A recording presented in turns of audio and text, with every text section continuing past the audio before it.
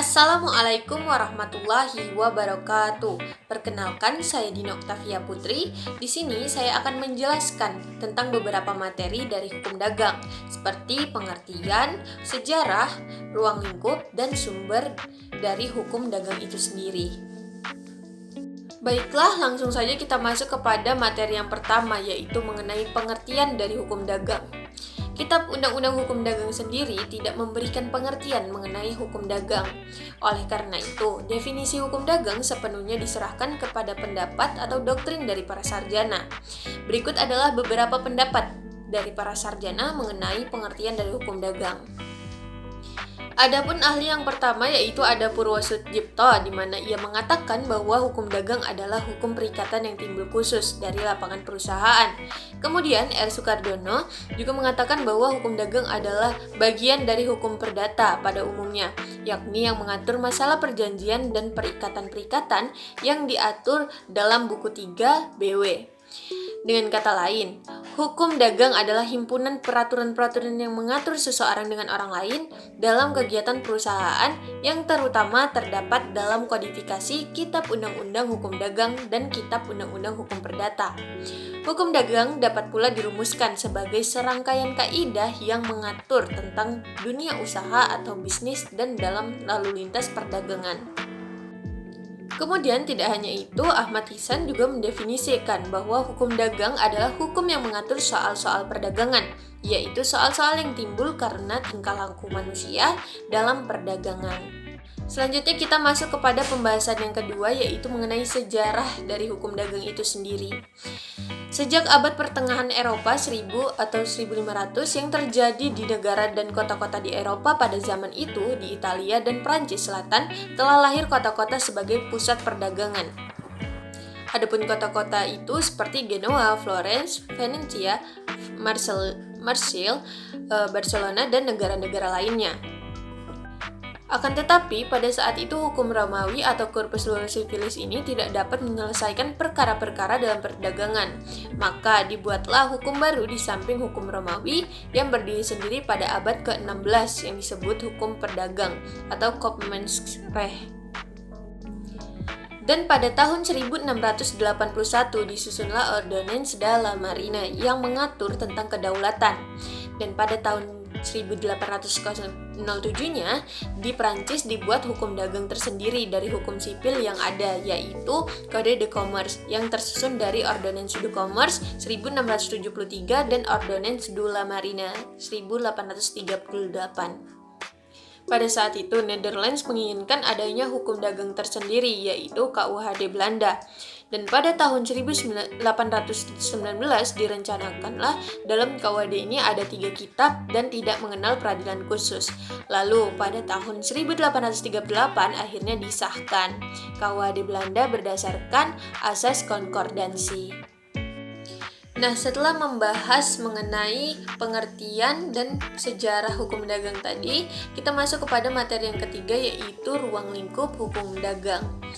Nah, ruang lingkup dari hukum dagang ini cukup banyak. Yang pertama yaitu ada kontrak bisnis, jual beli, hak atas kekayaan intelektual, merger dan akuisisi, bentuk-bentuk perusahaan, penanaman modal asing, perusahaan go publik dan pasar modal, pengkreditan dan pembiayaan, jaminan hutang, surat berharga, perlindungan konsumen.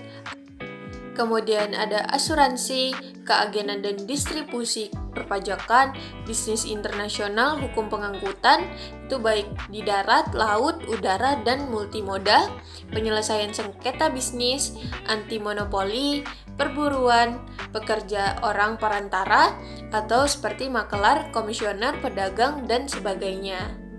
Nah, materi selanjutnya yaitu mengenai sumber hukum dagang.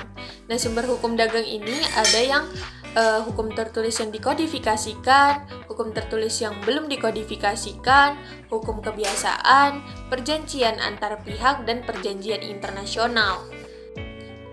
Nah, di dalam hukum tertulis yang dikodifikasikan ini ada Kitab Undang-Undang Hukum Dagang dan Kitab Undang-Undang Hukum Perdata. Nah, di dalam Kitab Undang-Undang Hukum Dagang di sini itu mengatur berbagai perikatan yang berkaitan dengan perkembangan lapangan hukum perusahaan. Sebagai peraturan yang sudah terkodifikasi, KUHD masih terdapat kekurangan, di mana kekurangan tersebut diatur dengan sebuah peraturan perundang-undangan yang lain. Nah, dan untuk Kitab Undang-Undang Hukum Perdata di sini sesuai pasal 1 KUHD, KUH Perdata menjadi sumber hukum dagang sepanjang KUHD tidak mengatur hal-hal tertentu, dan dalam hal-hal tertentu tersebut diatur dalam KUH Perdata khususnya buku ketiga. Dapat dikatakan bahwa KUH Perdata mengatur sebuah pemeriksaan secara umum atau untuk orang-orang pada umumnya, sedangkan KUHD lebih bersifat khusus yang ditujukan untuk kepentingan pedagang.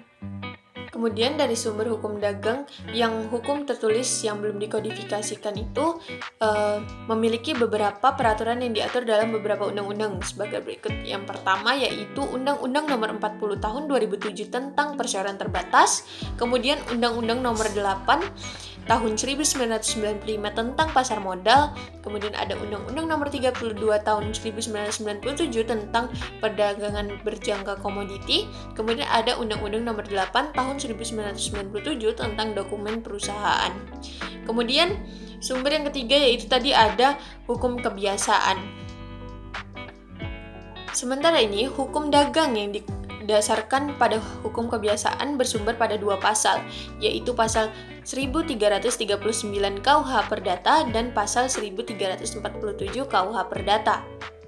Kemudian sumber yang lain dari hukum dagang yaitu perjanjian yang dibuat para pihak.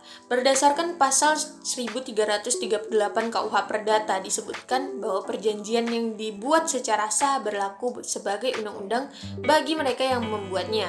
Dalam hal ini, persetujuan perjanjian ataupun kesepakatan memegang peranan bagi para pihak. Adapun sumber hukum dagang yang terakhir yaitu ada perjanjian internasional. Perjanjian internasional diadakan dengan tujuan supaya pengaturan tentang persoalan hukum dagang bisa diatur secara seragam oleh masing-masing hukum nasional dari negara-negara peserta yang terikat dalam perjanjian internasional tersebut. Demikianlah penjelasan saya mengenai pengertian, sejarah, ruang lingkup, dan sumber hukum dagang. Terlebih dan kurang saya mohon maaf, saya ucapkan terima kasih. Wassalamualaikum warahmatullahi wabarakatuh.